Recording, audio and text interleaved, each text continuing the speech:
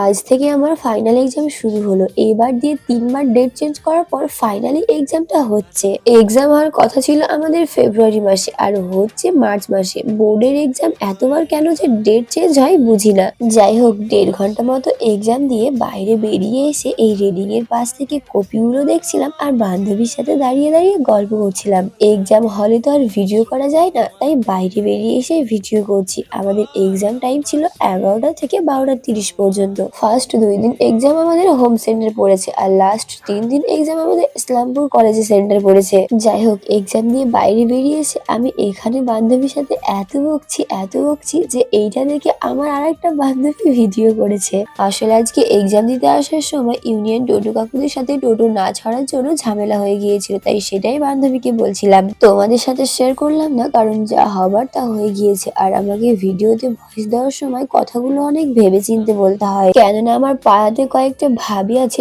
ভিডিওতে আমি যে কোনো ভালো খারাপ কথা বললে সব কথাই আমার মাকে গিয়ে লাগাই। আমার মা রাগী, বোঝে কম, যে কারণে পাড়ার ভাবিগুলোর সুযোগের সদ্ব্যবহারটা ভালোভাবে করে।